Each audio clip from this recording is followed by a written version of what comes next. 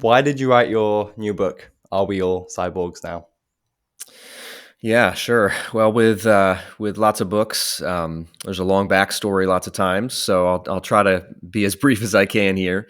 But for me, it really probably started a couple decades ago when I really started to think about technology and its impacts on students. I was a teacher in a high school history teacher, and my teaching career sort of spans the emergence of the smartphone. Okay, I started pre-smartphone and then saw that as it was having an impact in the classroom, and then also as more and more of education was being mediated through devices, whether it's an iPad, whether it's a Chromebook.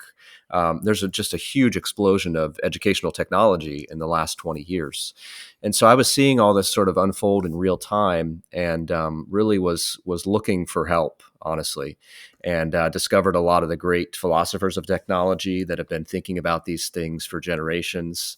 Lewis Mumford, Jacques Ellul, Neil Postman, a whole series of thinkers that really were really prophetic on these issues. And so those types of thinkers really started to help me navigate the questions of technology in my own classroom.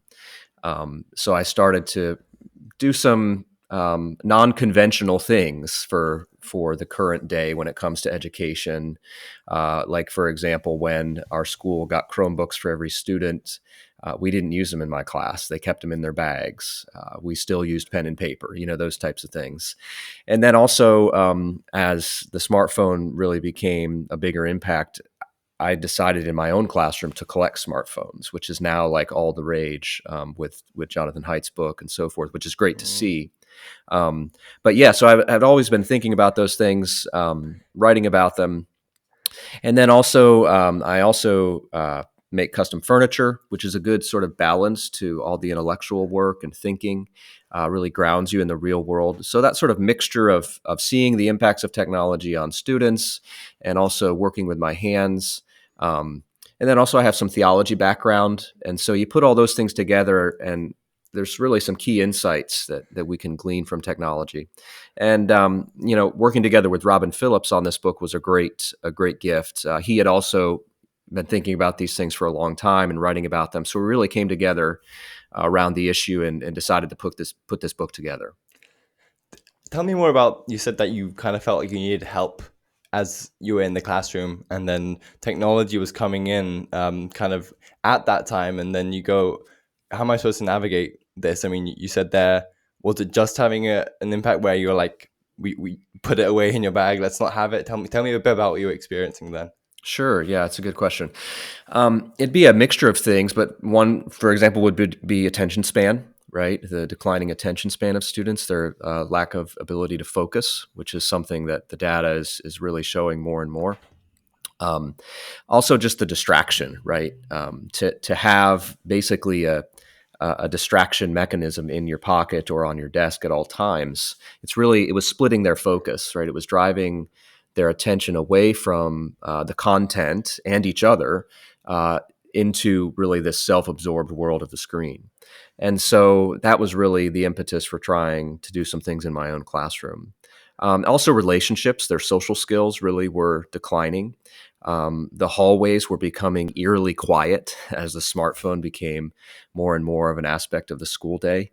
The classroom itself got quieter, which might be nice if you're a teacher some days, but it was foreclosing opportunities for developing relationships, and foreclosing opportunities for that challenge and risk of real life experience. Right? It's just easier to go to the screen.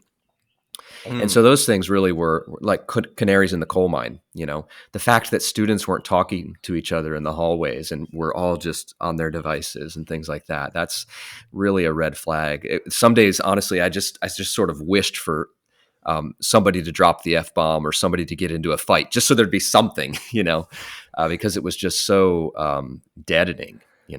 Mm.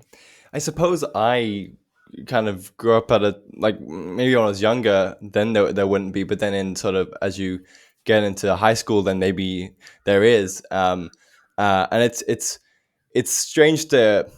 I was reading more about children and having giving them smartphones and social media, and I suppose it's Sure. only now getting slightly older that I can make a conscious choice. Actually, I don't need to use this, but it also feels a bit strange that we were kind of thrown in with this almost experiment, because no one, how Exactly. could you know what such a pervasive technology would do to you in your lives, right?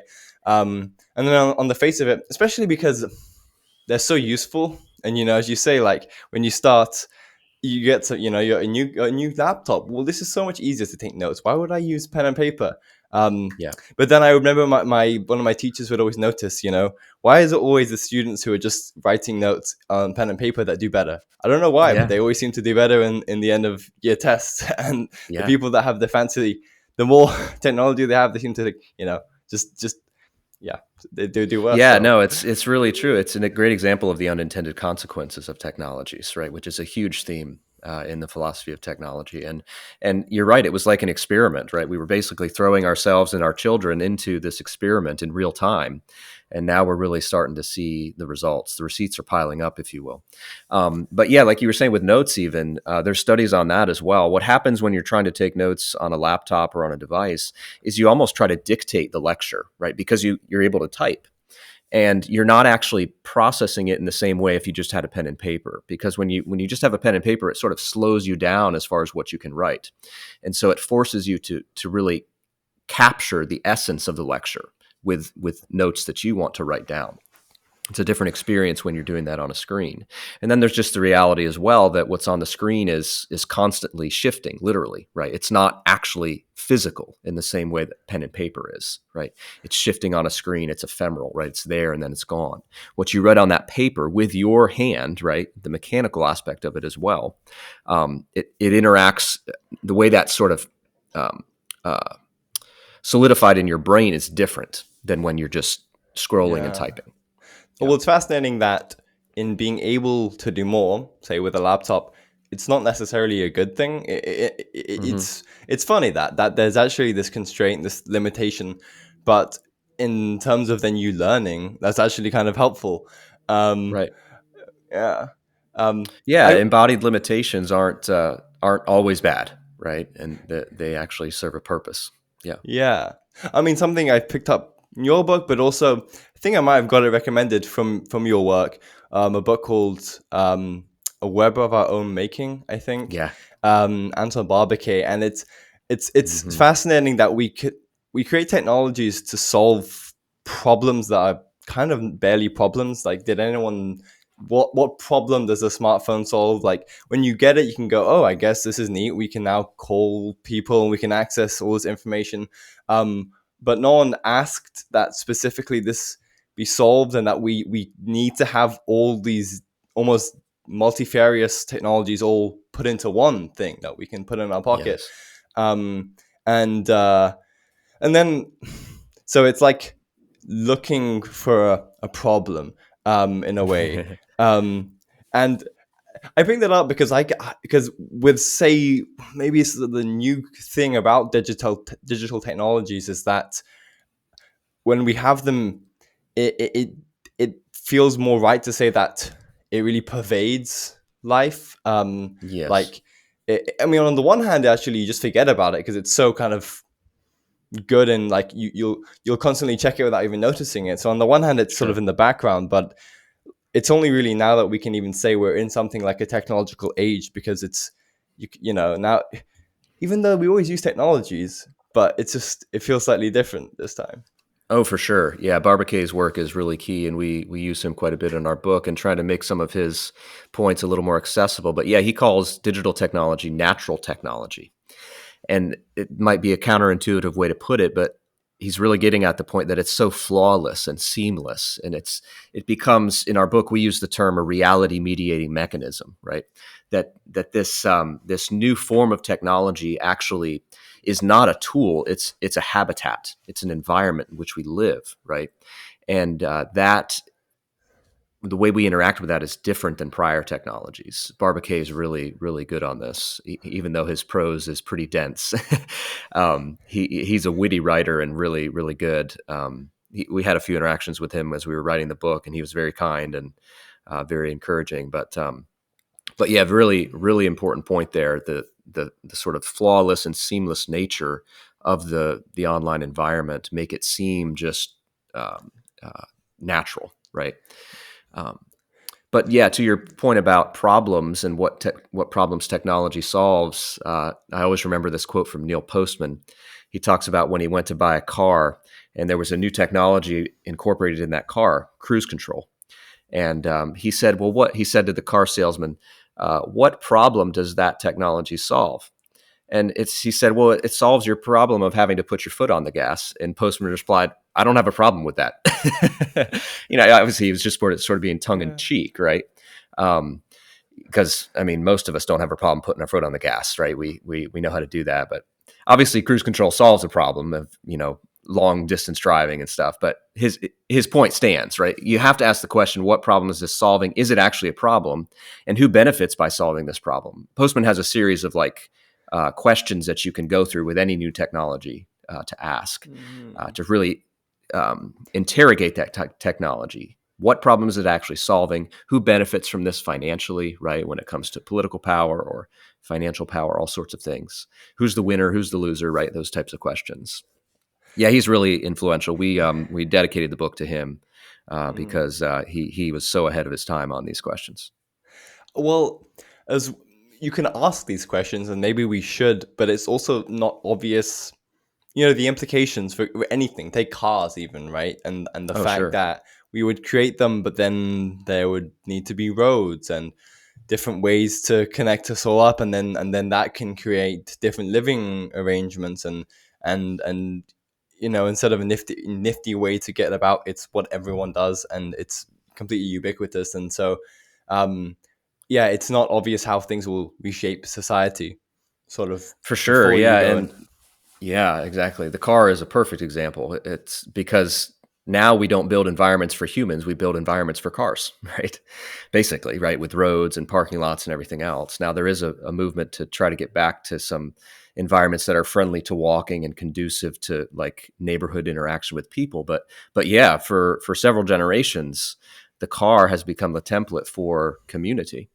And that's had huge effects, right, in dividing families and destroying communities, all sorts of things. Great example of unintended consequences of technology and how technology isn't just progress, right? I think that's one of the big myths that we always assume that, oh, technology equals progress. No, technology equals trade offs, right? And that's really the challenge is to consider those trade offs honestly and fairly. And in some ways, like you said, you can't predict what those trade offs are going to be. mm, I mean, to come to digital technologies, given what you said there and what we've been talking about, I find that interesting because even sometimes I wonder, we come out with the next new smartphone, right? The new gadget, but then I was thinking about other goods in my life, and would it make sense for a new toilet paper? Toilet paper 4.5. It's like it's the same thing, but I could imagine it, and maybe there probably is, and in our society today, just by virtue of every good needs to be constantly improving somehow.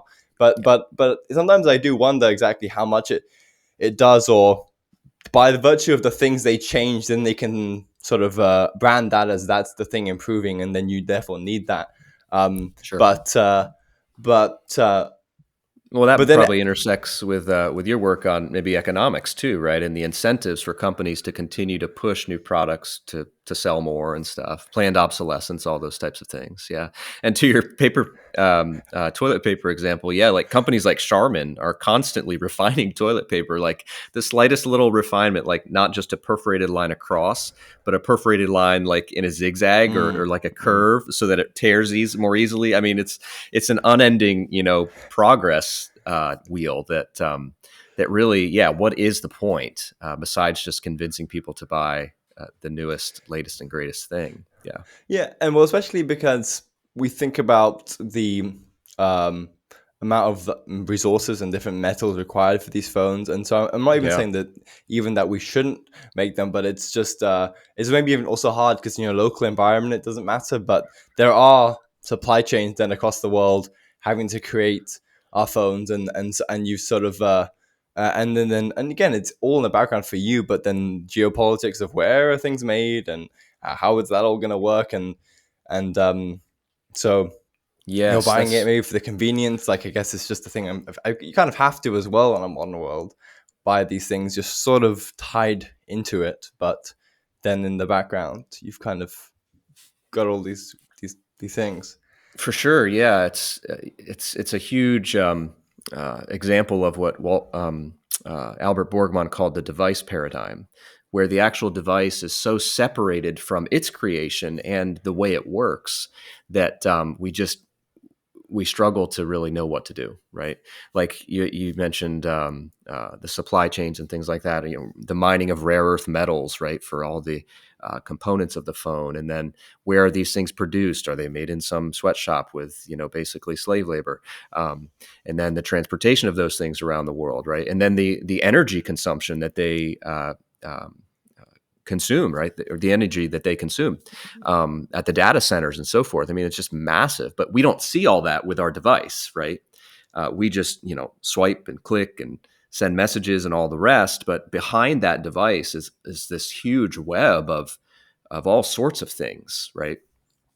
Borgman was really good on this. I think he was way ahead of his time as well, calling it the device paradigm before these devices existed.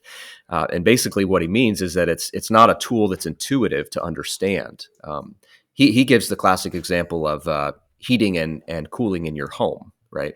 When you go to the thermostat, you turn the dial, or now you just push a button, or touch the flat screen or whatever, and your home is warmed up or cooled down depending on what time of year.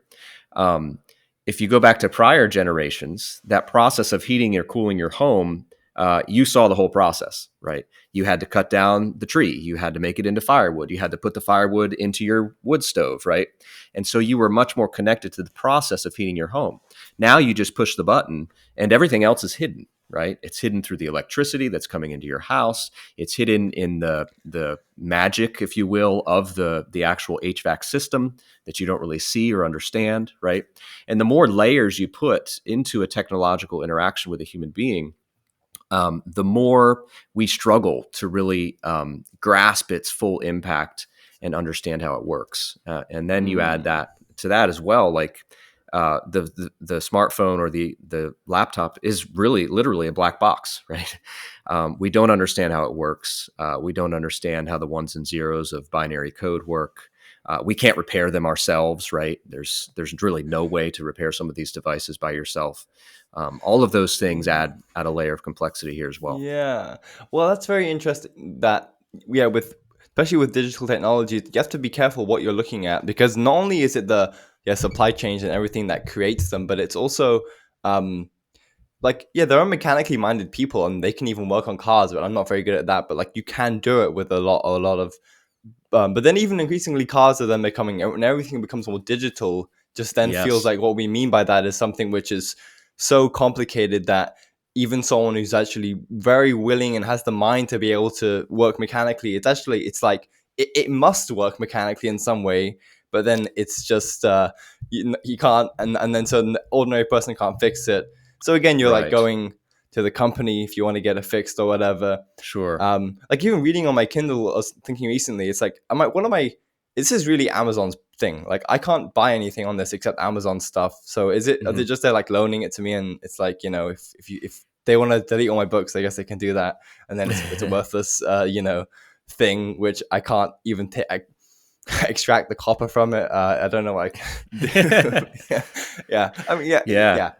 Um, Yeah, well, it's a good point with cars, what are very mechanical technologies right now, they're shrouded in a layer of digital technologies, right? Even the engines are shrouded behind plastic with esoteric screwdriver heads that, you have to get the right bit to take off the plastic mm, cover. And then, you have to hook it up to the computer to diagnose what's wrong. And all of these things add layers of abstraction and difficulty for then the average consumer to repair them. And obviously, again, there's trade-offs there, right? There's aspects of a computerized car, if you will, that make it more reliable or easier to diagnose or whatever. But we shouldn't also forget the trade-offs there that might be negative as well. Yeah, prior technologies used to be much more intuitive and repairable by the average person. Right now, even our appliances now are shrouded with digital layers of, smart appliances and connections to the internet. I mean, literally, why does your stove need to be connected to the internet? yeah. my brother and I were watching a documentary on semiconductors and the creation in Taiwan, but in lots of places, and just the strange looking factories and machines that they use to make this. It is like it is clear that like only a few companies in the world could even possibly make all this. So and then because it's funny, then we even treat it as like, oh wow, I'm much more resilient. I mean, like because I will always have a place to charge my phone and I can do everything on it. But then on the other hand, it depends what you mean by this resilience, because like Mm. if you just look at what no one but a few companies can create them, and so then you're kind of forcing this system to keep going, that few people that will understand whatever. I mean, even in the no one person knows how to make a smartphone anyway. I guess this is something just Yeah. economics 101 in Mm. general. Like Oh, people sure. know how to make Right. tiny bits of it, Specialization. Yeah. um, but it's just aggregated across, so lots of Yeah. people, and you know I don't know if that's a bad thing. I mean, I guess that's the thing with even when we think about something like globalization, we kind of maybe we want to be reliant on many different countries, but it's kind of like a forced dependence as well. Sometimes it feels Hmm. so. Yeah, Yeah. yeah. Um, well, I kind of wonder um, if we could start talking about almost because we talk about digital technologies, and I mean, are humans um, in general technology using beings? Like, how should we think about the human and just technology Mm. more generally, right? Like if we're trying to think about, okay, I mean, some technology has done bad, and our modern world is definitely being changed by technology. How should we think about um what humans place with technology is sort of supposed to be? Yeah, that's a great question. And that's really something I think we need, right? We need to really have a groundwork and a framework for understanding technology so that then as new technologies arise, we can think about them more carefully and figure out how we can have a flourishing relationship to those technologies. And that's something I think that is missing in some of the literature being written right now on the technology question. And Robin and I really try to hone in on that aspect of it in the book, try to develop a philosophy of technology for Christians, right, from a Christian perspective. So let's maybe take this little by bit. Stop me at any point if you want to drill down on something, but obviously this is Yeah, and can I yeah. also ask? I mean, would you say that previous people have maybe diagnosed problems with technology, but then it's okay? It's one thing diagnosing a problem, but then if you just complain about, let's say, oh, these are the bad things, like what can you do going forward, or how would you characterize that? Yeah, well, I think to go back to Barbacay's book, it's a great example. You know, he diagnoses the problem exquisitely and in a maybe more powerful way than anybody I've read recently. But at the end of the book, he sort of throws up his hands, right? Honestly, he doesn't really offer a way forward. And that, yeah, I think that is a challenge with the philosophy of technology in general. It's very easy to critique. It's much more difficult to provide a positive vision and framework. That with where technology fits within that framework. So I think first off, we have to start with questions like, what is the nature of man? What's the nature of reality? What's the nature of God? Now, obviously, those are massive questions, right? And I'm a generalist on a lot of these topics, right? I have a variety of educational background and in history and philosophy and theology, and so I'm trying to take those general insights from those fields and applying it to the technology question. Now, obviously, there's limits of a generalist, right? And I'm sure there's specialists that could go much more specific on these things than I can. Um, but if we think about first off the nature of man, Christianity has some very important things to say about what it means to be a human being, right? That we're made in the image of God, that we are the unity of a body and a soul, right? That we're hylomorphic beings, or we could put it in different terms, but basically, there's a duality that's sort of made into a unity, if you will, in the human person, right? Body and soul. Um, and that reality of a human being sort of bridges the two realms of heaven and earth, right? Or the realm of spirit and matter, if you will. So we have a unique role in the universe, an intermediary between God and the world. And so that's important to think about when we think about what it means to be a person. Um, and when we think about what it means to be a person, we also want to think about Christ, the true human, right? And how the incarnation informs what it means to be a human and how we think about that. That's obviously a massive topic that That's all I'll say right now about that. And then we want to think about God being distinct from the world, right? There is a creator-creature distinction that's important, I think, in any branch of Christian theology. Now, how you might slice that and dice that would be a little different, whether you're Orthodox, Catholic, or Protestant. But all of the Christian traditions do have some type of creator-creature distinction. Um, so that's important. So if we have that in the background, then we can better think about, okay, well, how does technology fit into this? And Robin does a great job in the book in the last chapter of laying out the uses of technology from sort of a framework of you might say, Christian metaphysics or a Christian worldview. And he talks about the ways technology is used, either pre-fall or post-fall. That's another thing we want to make sure we have in here is the fall, the impact of the fall on human nature, how it disorders our desires, right? How we're bent in the fall. But basically, he lays out 4 uses of technology. We can use technologies to extend. Go ahead, yeah. I would just like to say, actually, I do find it fascinating that in then understanding what a place for technology should be, that we would go to the fundamentals of what is man and then the ontological nature of the universe and God, and that is the appropriate place to take and understand our perspective with technology, because it makes sense. I mean, because otherwise we can take technology very trivially, but when it, oh, it's just something we, whatever, right? We're still us, and then we can create technology maybe, and so, but if you don't think about the fundamentals, then you kind of just end up like, yeah, you can. It has this massive impact on your life, and so then you kind of need to actually understand, okay, how is this affecting us by first understanding what is us, what is the world that we Right. inhabit.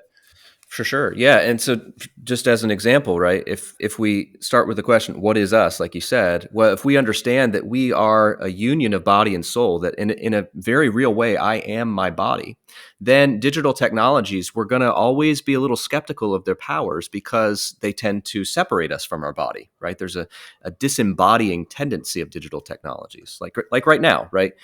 As great as this is that we can talk across the ocean, right? It is a disembodied experience, right?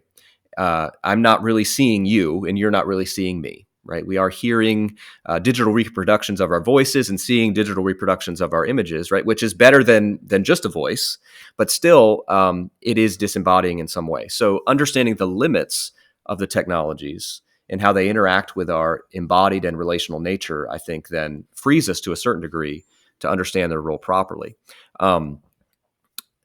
And Jonathan Haidt has a great framework for this in his book, The Anxious Generation. He lays out basically 4 principles of human relationality and embodiedness that we always want to keep in mind when we're thinking about technology. He says basically that human beings are designed from the beginning for embodied relationship, synchronous relationship, and relationships that are basically one-to-one or one-to-several, and that they are within communities that have a high bar for entry or exit. Okay, so embodied, synchronous, one-to-one or one-to-several, and within a community that has a high bar for entry or exit. And if you think about it, that's pretty true of human history, right? To interact with somebody, you had to be in their presence, right? It had to be a live, synchronous interaction, and it was usually small in scale in some way, right? And it was within a community that there were consequences if you did or said something that went against the standards of the community, right? If you think about the online environment, the virtual world, as Haidt calls it, for the most part, those interactions are disembodied. For the most part, they're asynchronous. For the most part, they are one-to-many or like simultaneously happening in parallel. And for the most part, they're within communities that have a low bar for entry and exit. Right. So with that framework, again, related to what it means to be a human person, then you can sort of maybe even rank technology use, right? And think about, okay, which ones of these are nudging me towards disembodiment? Which ones of these are nudging me towards asynchronous communications, right? Which ones are nudging me towards being a part of a community that really isn't a community because there's low bars for entry and exit, right? Those types of things. So what we're doing today, if we were to rank that, well, yeah, it's still disembodied, but at least it's synchronous, right? And at least it's one-to-one, and those are positives, right? So those are the types of things we want to think about with digital technologies, just as one example. Mm. And like you said, Yeah. again, that relates to the essence of what it means to be a human person, right? The ontological status of the human person as this union of body and soul. And you Mm. could do that sort of on and on, but that's where you want to start. You want to start with those ultimate questions, right? Which may seem unnecessary, but again, if you don't have that foundation, you're not going to be able to really think about these things in the right way. So if we sort of keep going, then just in Genesis, right? God creates Adam and Eve, and He places them in a garden with things to do, right? To tend and to keep the garden, and that really implies technology, the development of technology. Right, so we see this already in Genesis. There's making, there's creating, right? There's sustaining, there's advancing, right? Adam and Eve were to tend and keep and to bring the garden to its perfection and to extend the garden out into the wilderness and chaos to make it all hospitable for God's presence. So there is a good use of technology that the Bible puts forward. Now, the reality of the fall adds some complexity here. And what's really interesting as the story of Genesis continues is we see a lot of technological advancement associated with the line of Cain, right? It's fascinating. And of course, a great example of this is the Tower of Babel, right? This technological grasping, this human building, right, of making the tower into the heavens to connect heaven and earth again, but in a way that's not ordained by God and not designed by God. And obviously, God destroys the tower, right? And then we have the dispersion of people across the globe. And again, we see in that line of Cain a lot of connections to technology and also the city, which is really interesting. Um, and so you might say in Genesis, you do see a bit of a negative connection, connotation with the city and with technology. Now, even that, though, is redeemed by God as He forms His people Israel, right? Takes them out of the land of Egypt. And then they utilize the gold and silver and all the wealth of Egypt to make the tabernacle. Right now, first they try to make an idol, but that gets destroyed. Right, but eventually, technology is put to use in the building of God's city. Right, first the tabernacle, eventually the holy city of Jerusalem with the temple. So there is a place for a good use of technology, and God grants technological skills to, for example, Oholiab and Bezalel to build the tabernacle. And there's all sorts of technological skill in the building of the temple eventually as well. And the concept of the city is taken from something that was sort of negatively associated with Cain to now positively associated with Jerusalem, the holy city. And then we could take that fast forward all the way to Revelation. And of course, we have the New Jerusalem, right? The holy city from above that descends, right? And certainly there is a place for technology there as well. So, yeah, there is a place, but it's got to be with sort of under the more important things of what it means to be a human being and how our relationship as human beings to God is oriented and situated. We don't want to use our technologies to transcend our status, right? Tower of Babel, great example, right? We want to use those technologies to enhance our capabilities and to restore capabilities lost in the fall. But when we start to cross the line to transcending our role as creatures, right, to become our own creator, then we really are in that dangerous Mm. territory that led to the destruction of Babel. Yes, I really like that even in Genesis you talk about how that's in a way a technological role. Like there's actually technology already there. And then and it's interesting that after leaving the garden there is technology given in clothing at the point of the fall. And so it's Yeah, then a kind of protection, like a necessary one. Um sure. but then yeah, it's so it's fascinating that we would then need some kind of technologies, but then also, as you say, Cain, and then later Babel is a creation.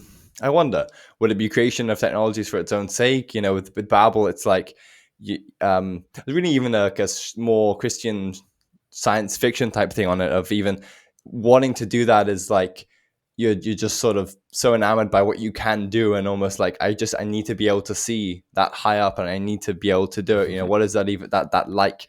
And not that we aren't, curious, or not that we don't have capacities that we should be proud of, and then would want to enhance, but then it's also like, yeah, it's fascinating, as you say, when one can actually, if we don't appreciate our proper place, like even nowadays, we actually can use technology to even manipulate our own bodies, and then so we can start changing who we are. So then it would be important to think about what we are in the first place before we start doing that, right? Yeah. Bingo. Yeah, and I think here is just there's so many examples of contemporary uh, anemic anthropology, if you will, where it's just so evident we have such a weak or inaccurate understanding of what a human person is that we are utilizing these technologies to change ourselves or try to transcend our role as creatures rather than creators. And whether we're talking about medical technologies or contraceptive technologies or fertility related technologies, I know you had Michael Hanby on recently, and he's written very powerfully about the fertility machine, right? And the way that that is really distorting and distorting our role as human beings in the universe. Yeah, we could look at that. Obviously, AI is another example of this. Yeah, Mm. there's just so many examples of the when you answer the question of what it means to be a human being wrong, you really open yourself up to a lot of these pathways that we're going down today. Mm. I mean, I wonder. I think it might have been editor of Symbolic World, Cormac Jones, who I talked to Hmm. this about. But even that, God would give us more technology and more knowledge than we already have, if we uh, obeyed Him. We almost turn technology into a crutch when we try and do it ourselves, and then we need to, I don't know, show off our intelligence and make as much as we can.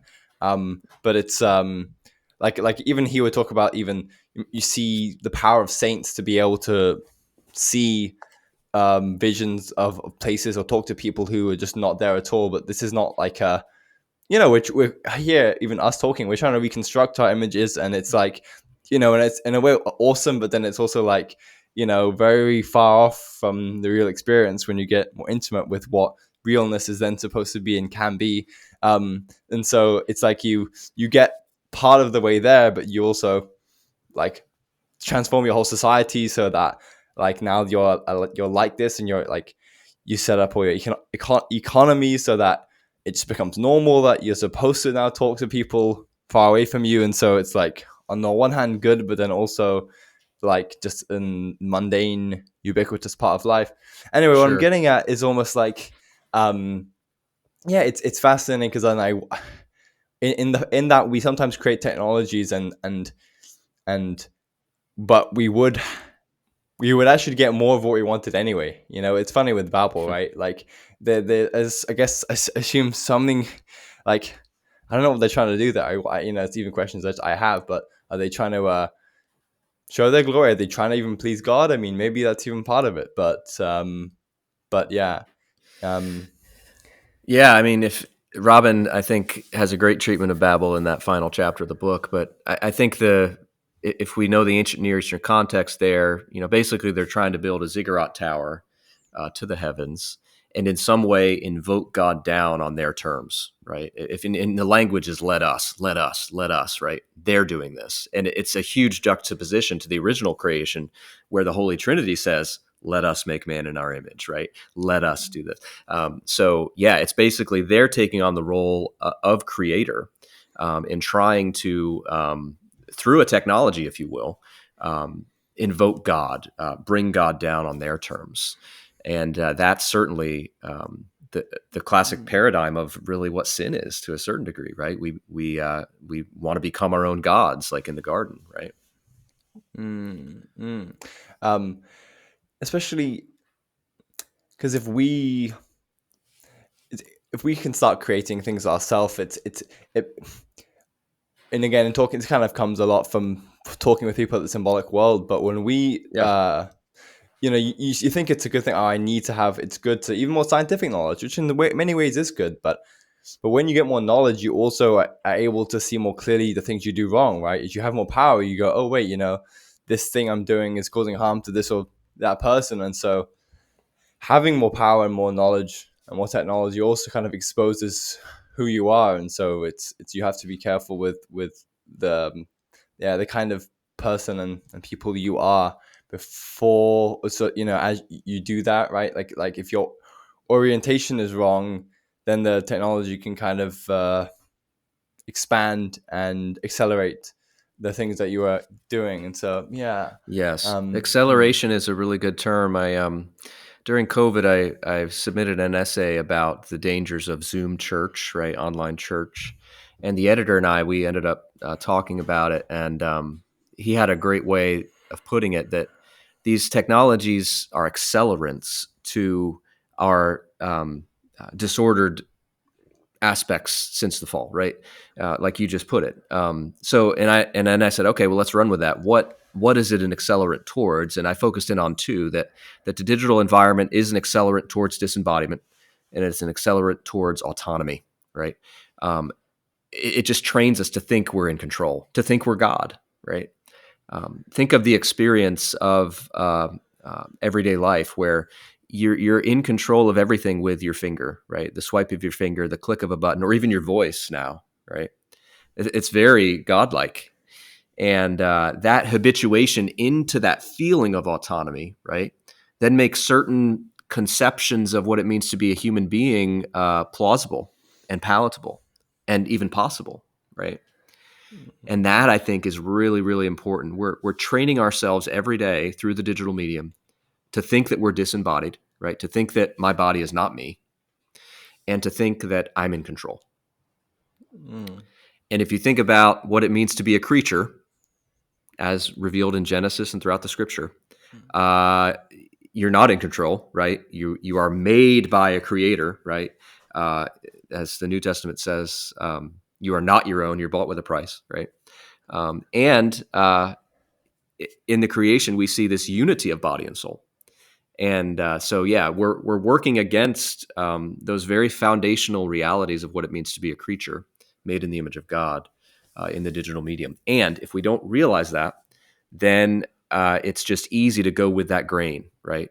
And so, in a certain way, we almost have to work against the grain of digital technologies for them to really not impede on human flourishing. Sort of like Robin gives a great example in the book. He's talking about soup, right? And you use a spoon, a technology, to eat the soup, right? Now you could try to sip soup with scissors, right? But it's not going to work too well because those scissors are designed for certain use, right? So too with digital technologies. Um, they're designed to nudge us in a certain direction for certain uses. And so we may have to sort of pull them out of that pattern into another pattern, as if we were to use scissors to sip soup. Mm.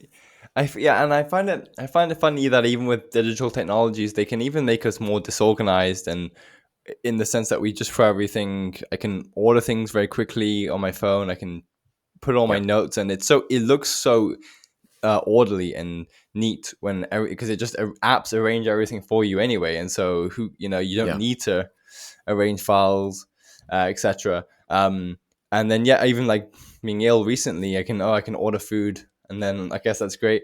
But then I even wonder, does that mean that, well, I could do that because I'm less reliant? Like none of my friends then have to come, support me.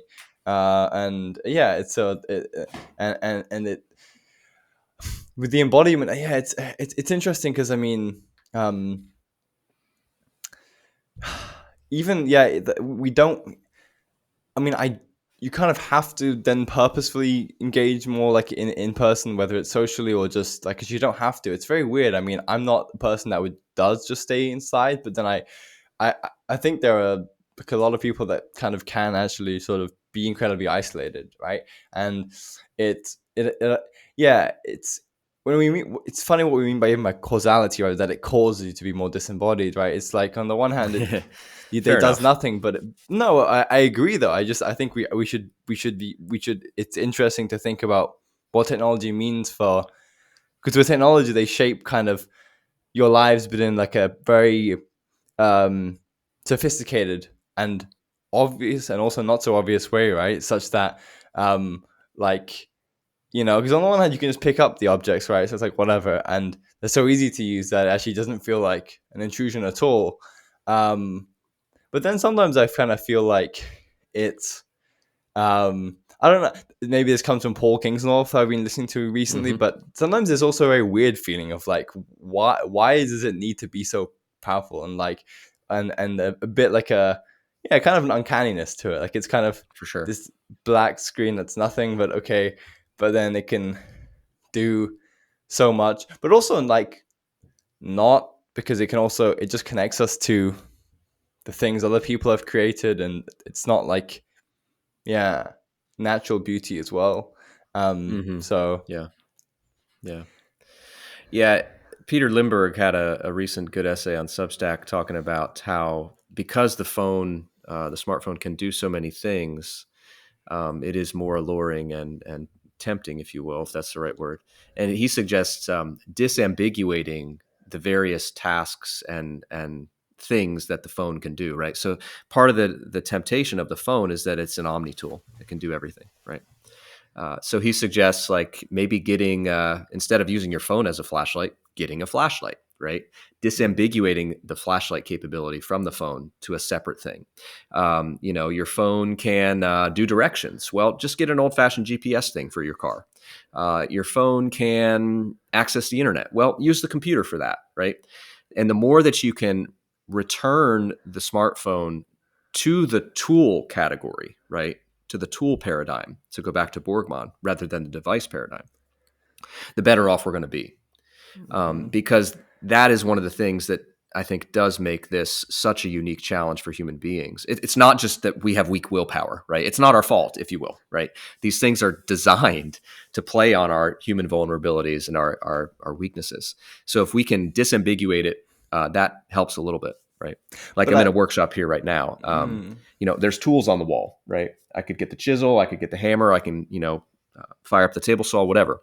But it's a one use tool, right? It's not everything in one, and it also isn't talking back to me in the way the phone is, right? yeah. Oh, it's funny because in some ways I tried to do that and separate. If I want to just take notes, well, if that's the only thing I use my phone for, why don't I just take notes on something else? But then I also think like, I don't know. There's a strange feeling that comes up in me of, oh, what is even the point? Stop trying to do this. Like you're gonna have the phone anyway. Like you then have to actively not do it. But like I guess one thing that I'd want to ask is like, do you think that there is a way in which specifically it's smartphones or these technologies which combine lots of things that have gone like too far, but actually maybe before that some of the technologies we had, even if they are in a way electronic or even use the internet, are not so bad? Like, how should we think about the specific leap to say a smartphone? Yeah, it's a great question. I think some of the unique aspects of the smartphone is it's obviously its portability, right? That it's very individual and very portable, um, and so that takes the computer to a whole new level, right? That the computer is going with you everywhere, and also that it is, like I said, individual, right? It's even more isolating because now my screen is just for me. Whereas prior screens, like televisions, things like that, and obviously there's lots of trade-offs with televisions. Just read Neil Postman, amusing ourselves to death.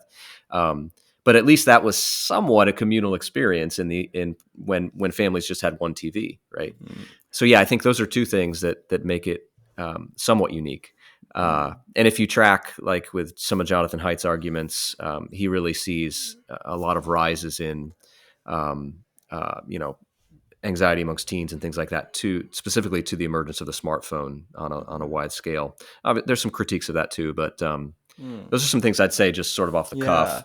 Oh, But it's interesting. Yeah, with the smart, it is very individual, and um, that and I even remember when computers sort of first came out when I was sort of growing up. But my family would only really have one computer for the whole family, so I do right, remember me and my brother would like watch videos together, but like we had to do it together. And then if there's some actually important, my parents had to do it. It's like, I stop messing about on the computer, leave, and then there's no computer to use.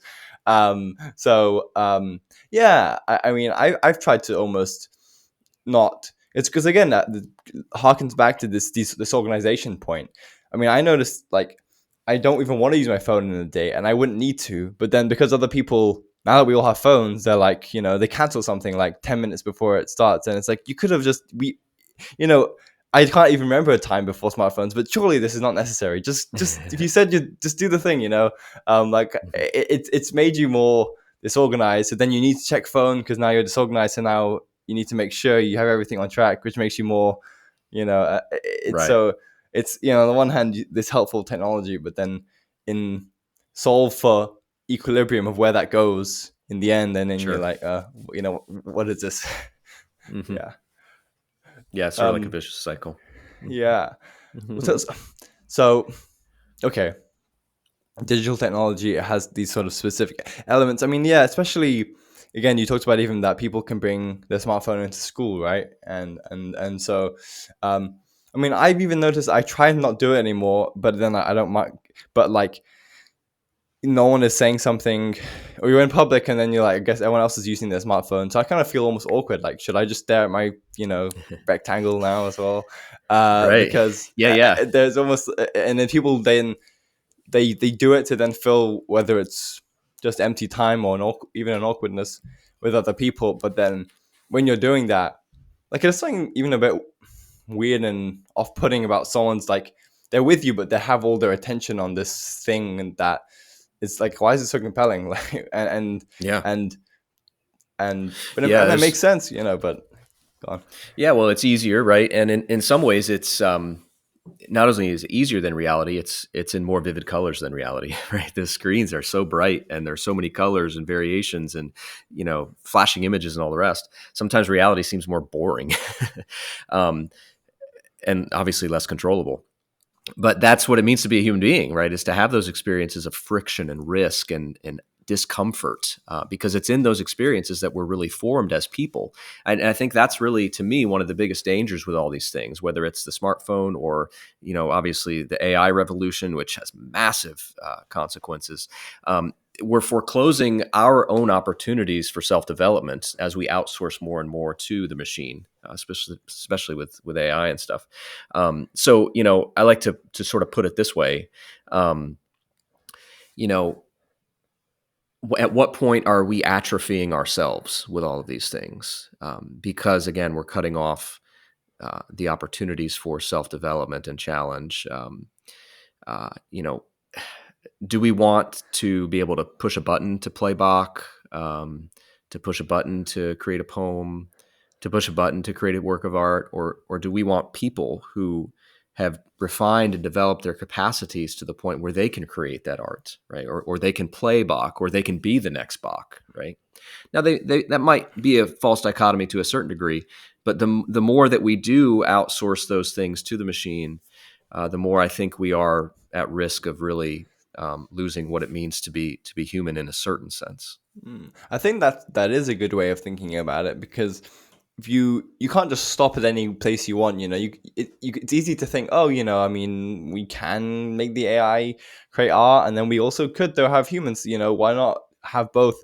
But there's a way in which, as we channel resources into, say, AI and these technologies, as a culture and society, it's just there are natural economic and Yeah, consequences that occur, and so it's like you sure. can't necessarily, just as much as you might want to, you can't necessarily have both. And then like you see it with even shops closing down during COVID, like, oh, it's fine, we'll just order everything off Amazon. Who cares if this one company has all the money? Surely that's not too bad. Sure. It's convenient.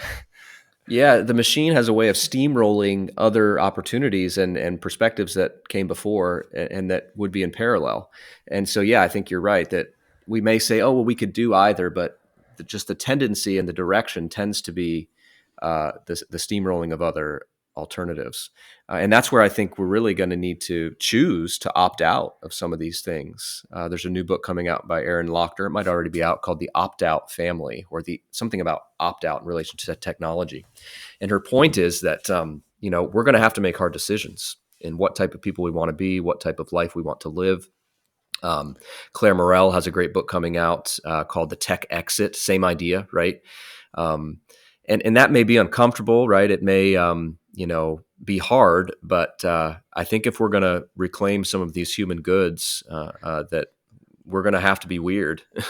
We're going to have to be, if you will, a counterculture, a conservative minority to a certain degree. Um, and our technological decisions are going to have to play a role in that. Mm. Tell me a bit more about AI. I haven't asked you much about it. Is it too much different from the digital technologies that we already have? Is it, it's already, digital technology is already quite pervasive when we actually have intelligence, or seeming kind of intelligence, and tell me a bit more about how you think about that. Yeah. Now, again, I'm coming at this from a generalist perspective, right? So for the technical sides of things, that'd be somebody else. But what I would say about AI is, obviously there's lots of different views of, is it intelligent, is it conscious, and so forth. And again, I think that relates to our weak anthropology, in our lack of understanding of what knowledge is and what wisdom is and what intelligence is. So I think a lot of people have said this, but basically they're massive prediction machines, right? They're mimicking machines. They're trained on huge amounts of human text, and they're predicting what word comes next. LLMs are, right? And that is an amazing feat of human engineering and ingenuity and resource combinations, right? It's technology stacking, is what I like to call it, right? It's a huge stack of all sorts of technologies that get us to this point that we can do something that passes the Turing test, if you will, depending on what version you're using and what you think about the Turing test to begin with. But I think that the mimicking and the prediction aspect, again, are amazing. But that's, I think, what we need to think of them as currently. Now, there was a guy in the New Atlantis recently that said there's sort of a paradigm shift that may be coming when it comes to LLMs that may move beyond that, prediction paradigm. But I don't know enough about that to know if that's even possible or if it's coming. But so yeah, I think if we try to understand what they're actually doing, that's part of it. Because again, if we just think it's magic, then we're going to be more tempted to anthropomorphize it, to say it's conscious, to say it's intelligent, right? So the more we can sort of peel back the layer on what's actually happening here and realizing that it's a very advanced calculator. And just like I probably wouldn't say my calculator was conscious, right? Or my calculator was intelligent. I probably also want to say ChatGPT is not intelligent, right? Now, there are some complexities here that make this maybe a little more difficult than that, and I acknowledge that. And Robin in the book has a great chapter where he, I think, does some of the best work I've seen on how we should think about AI. Is it demonic? Is it not? Things like that. And I know Kingsnorth has written about that, and other people have as well. My concern is, especially with Christians, going the AI's demonic route, I think, is a little sloppy and simplistic when it comes to our categories. I think it's a bit of a category confusion, perhaps. And I think we'd have to do a little more understanding of demonology in the spiritual realm and how that works to think about that more precisely. So yeah, I just don't want us to be sloppy, and that's why I'm sort of going slow here and not saying a lot, because I think we need to think more carefully before we start calling things demonic and things like that. However, and Robin brings this up in the book, there is a sense in which the outcome is sometimes demonic, if you will, and Robin connects it back to the ancient Near East and what they were doing with towers and temples as technologies to sort of bring God down on their terms. And so in that sense, especially with the way people anthropomorphize AI and think of it as a gateway into the spiritual realm, I think we are then getting on some pretty challenging territory. And so maybe that's the same way the scripture talks about idols and false gods. In a certain sense, the Bible talks about false gods as literally just wood and stone, right? We see this in the prophets all over the place, Isaiah particularly. He critiques the gods of the nations as just being, wood and stone. They're not real, right? But then at the same time, in other places, those false gods are talked about as demonic, right? As real spiritual entities. We see this in Paul as well. He talks about sacrificing meat to idols as being nothing. But then later he says pagan sacrifices are demonic and that you cannot partake of the cup of the Lord and the cup of demons, right? So there's sort of maybe a both and here Mm. that requires, again, careful thinking and nuance that I'd like to spend more time thinking about Mm. and interacting on, um, because I it is find, yeah. such a challenging thing. Yep. Go on. Oh, well, I find that funny, that point on Paul, that in a way it's nothing to sacrifice to them, and then also in some way actually demonic, because in a way, if like if you're doing a sacrifice to the wrong god and to the thing which is not created you, it's not ordering you in the world, then in a way it's gonna turn into fruitlessness. It's not gonna work. Sure. So in a way, it's nothing.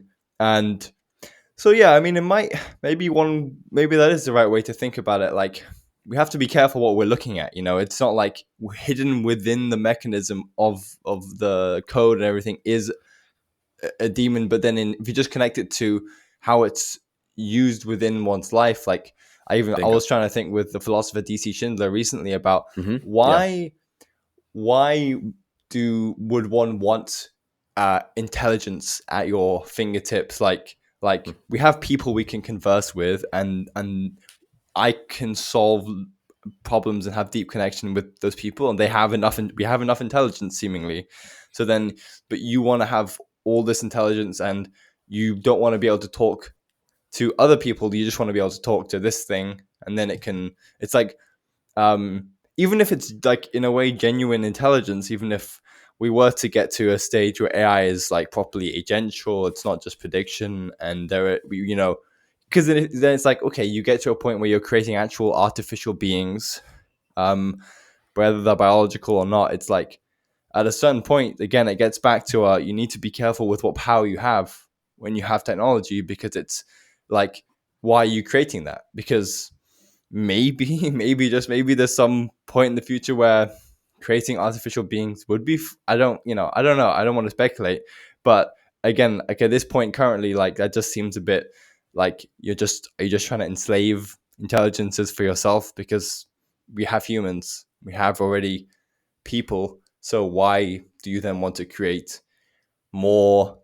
And so yeah, like and kind of how you actually gone. Yeah, I mean that bumps into the question of AI companions, right? Personalized AI, sex bots. I Mm. mean, all types of things that are on the fringes and already happening, and the amount of people that are signing up for these AI companions and sort of boyfriend girlfriend type things is just astounding. And I think it shows us a couple things. One is that we do want to control, right? We want to have an element of control over the other, if you will. And I think it also shows the need for human connection that is being fulfilled in all these disordered ways. Um, but yeah, it's tapping into aspects of what it means to be a human being, but in a disordered way. Like, think about it. You have this personalized companion who knows all of your interests and knows just what to say and when to say it, and you can shut it off if you want to, when you want to. Right? You're in control in a way that you're not with a fellow human being. Again, I'm going to mention Peter Lindbergh. I think he's doing some of the best work on this right now.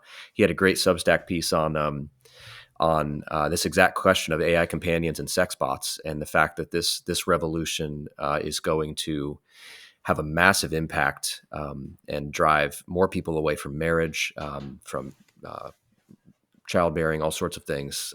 It's a pretty provocative piece, very thought provoking. And then he had a great piece on AI specifically and what it is that I thought was really, really helpful. He laid out basically 6 options of what AI is. And Mm-hmm.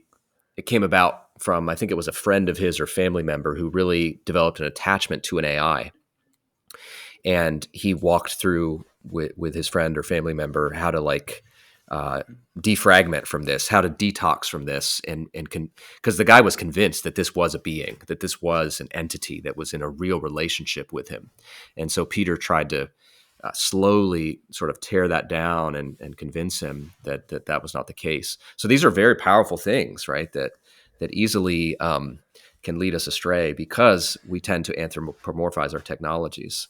But yeah, his 6 options I think were really helpful to think about Mm. what this might be. I would really like to talk. I wonder what it's like with people actually using them and then having them as a companion or girlfriend or boyfriend, and because I don't even want to make fun of them. Like I'm very curious. Right. What is that like? And especially I think about it myself. Like I have very idiosyncratic interests. Like if someone were to like magically be interested in all like 80 episodes of my podcast, whoa, that is you.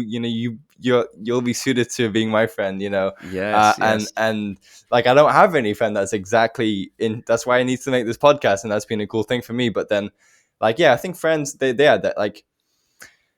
I mean, it's idiosyncratic to me, but I've then I end up explaining the things I like to my friends, and then they're able to whether critique me or just they're just very different. But that's kind of a good thing. So I feel like Right. that And would be there's dangerous for me. Like it would be too too good. Yeah, yeah, exactly. It's playing on our own idiosyncrasies and weaknesses. Yeah, it's not anybody's fault per se. It's just tapping into those things that would be wonderful in a certain degree, except that it's not human, right? But there's Mm. something that occurs in those friendships you're talking about, those real friendships. There's giving and receiving, right? There's this real relationship that's happening where you have to sacrifice aspects of you, right, and they have to sacrifice aspects of them, and in that process, you're both brought to better places as a human being, right? You're developing, and you're being trained that you're not in control, right? That there are things that you need to sacrifice, right? I need to sacrifice some of my interests to my wife, right? She needs to sacrifice some of hers to me, right? Any relationship should be ideally not using another person, right? But giving and receiving. And again, this is modeled on what we see in the Trinity itself, this life of love and giving and receiving amongst the three persons of the Trinity, which then is imaged in man and in the relationship between people, right? Especially the marriage union. Um, but yeah, if we don't have that understanding of why relationship matters and our relational nature as an image of the Trinity and so forth, then maybe we are a little more susceptible to such things because they are pulling on aspects of that, right? We're seeking relationship, right? We're seeking meaning. It's just again another way to do it in a disordered fashion. Mm. Well, how are you using technology in your own life? Like we mentioned a few things now. Um, Yeah, so try to do so very intentionally. We've tried to form a family culture that is not just using things because it's new or greatest or because we're supposed to, but okay, do we want to actually incorporate these things? I think everybody needs to be intentional because if you're not, you're going to be used by the technologies. We also try to have an understanding of the power of habits. And also the impact of the environment, right? The way things are set up. So, if you think about an average home, what's the most prominent thing, right? Are the screens most prominent, or are other more embodied and relational things more prominent? Musical instruments, board games, books, right? What do we do with our time? Are we always inside? Or are we using our bodies? Are we making things, right? Just all type. There's nothing earth shattering, right? They're just common sense principles that you want to apply to your life. You want to have parts of your home that are sanctified space, right, where screens don't go, especially the bedroom and the dinner table. I think are two easy starting points. Um, mm, those types of things. There has to be boundaries of space, and I think also boundaries of time. I think again, going back to Albert Borgman, he had some great advice on this years ago. He talked about focal practices. What are we doing as human beings that really require us to attend closely to something? He talks about playing musical instruments. He talks about making food. He talks about anything that requires you to really submit yourself to a discipline in reality, right? Like I'm in a shop here. I do woodworking. When I make a piece of furniture, I'm submitting myself to the discipline of that craft, right? And I'm submitting myself to the limits of steel and wood. And that's something that is really grounding for a human being, right? To remember that we're creatures and that we're embodied. So find ways to do that, I think, is really important.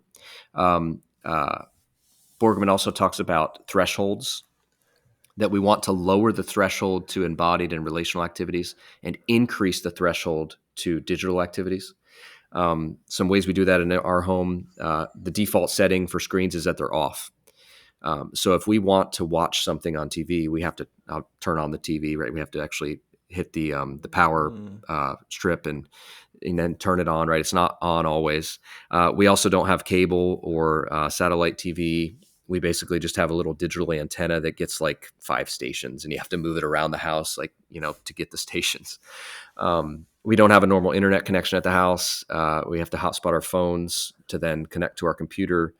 And again, that's a very small barrier. And I'm not saying these things as prescriptive things everybody should do. I'm just throwing out examples that have worked well for our family. And I'm not saying I'm perfect at all. We've got lots of areas we could improve.